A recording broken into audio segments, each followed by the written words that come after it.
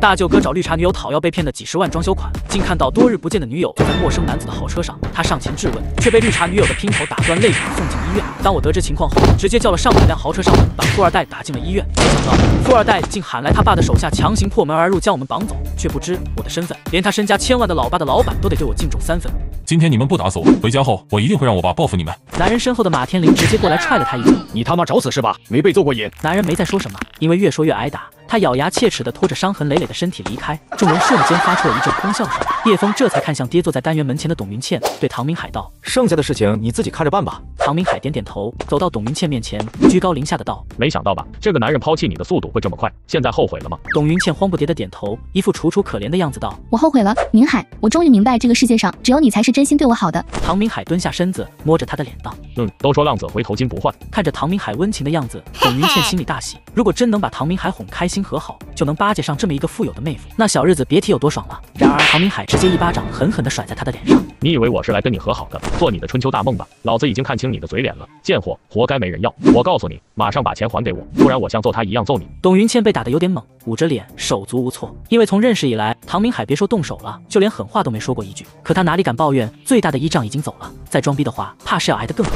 明海，我知道错了，你再给我一次机会吧，我保证以后你说往东，我绝不会往西。董云倩装作可怜巴巴的样子，立马老老实实把银行卡里的钱转给了唐明海。收到钱，唐明海冷笑着道：“再给你一次机会，你也配？”唐明海随手把他甩开，毫不留恋地转身离去。叶先生，还有别的吩咐吗？没有了，辛苦各位。年轻人微微鞠躬，递了一张名片过来。小事一桩，这是我的联系方式，以后叶先生有什么吩咐，直接给我打电话就行，随叫随到。待几人离开后，唐明海才犹豫着问道：“请他们来，花了多少钱？”没花钱啊。唐明海满脸愕然，随后道：“没花钱，是葛总帮你找的，可是找这么多人和车子来，花销不少，你该不会打算就这样白用吧？”叶枫笑了声道：“你是怕葛总觉得我这个人小气？放心吧，我给葛清泉赚回来的钱，别说这些人和车了，把他们买下来都够了。”唐明海张了张嘴，却一句话也说不出来，因为叶枫说的确实没错。如果葛清泉为了这件事去看清叶枫，那就太蠢了。他苦笑道：“是我格局小了。对了，你真打算和微微重新举办婚礼？”“以前欠的太多，现在有机会了，当然要好好补偿一下。”唐明海表情复杂，只能支支吾吾的道：“但爸妈那边可能不太会，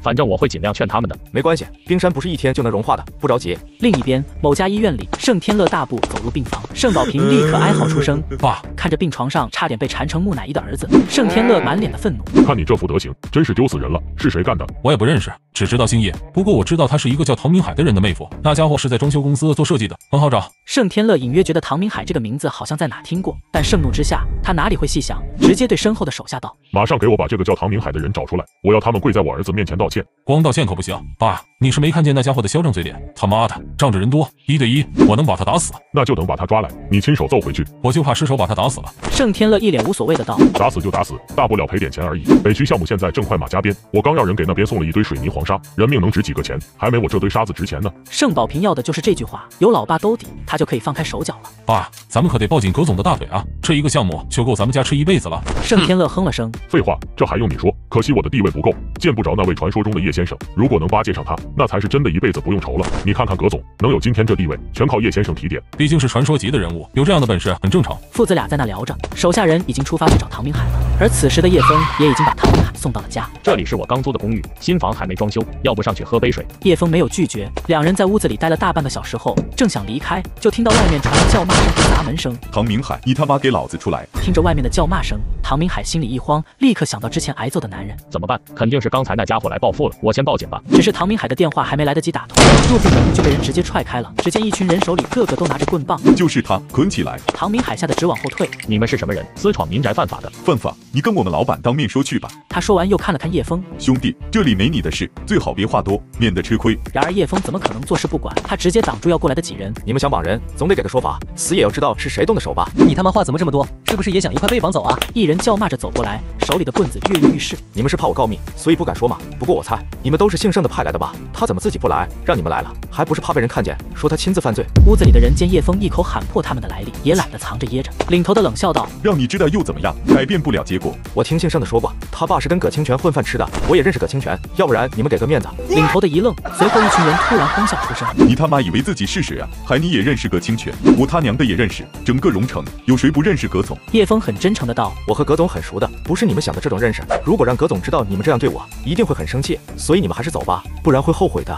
叶枫的表情看起来越真诚，这些人就越想笑。领头的一脸讥讽着道：“知道盛老板和葛总认识，你就假冒葛总的名号，你把我们当傻子吗？别说你认识葛总，你就算认识天王老子也没用，给老子滚一边去！再多说一句废话，我让人把你也捆起来，信不信？”他是我大舅子，我不可能走的。你们如果真要抓，那就把我一起抓了吧。你傻啊，抓我一个就行了，干嘛自己也硬往上凑？唐明海哪里明白，如果他独自被抓去，怕是会死得很惨。但如果叶枫也去了，说不定对方认出他来，就没什么危险了。领头的忽然移了声道：“好像盛少说，那个喊人揍他的就是唐明海的妹夫，该不会就是你吧？”没错，的确是我。领头的哈哈大笑起来，还真是踏破铁鞋无觅处，得来全不费功夫。我正说抓住唐明海之后，再问出你的下落呢，结果你自己送上门来了。行，你也别说话了，一块捆起来。他真的认识葛总，这事跟他没关系，你们要抓我自己就行了。你们俩真是一个比一个废话多。旁边人直接拿了条抹布塞进唐明海的嘴里，唐明海呜呜出声。叶枫倒是很淡定，任由人把自己的双手捆住，从头到尾表现得很是配合，连那个领头的都有些惊讶。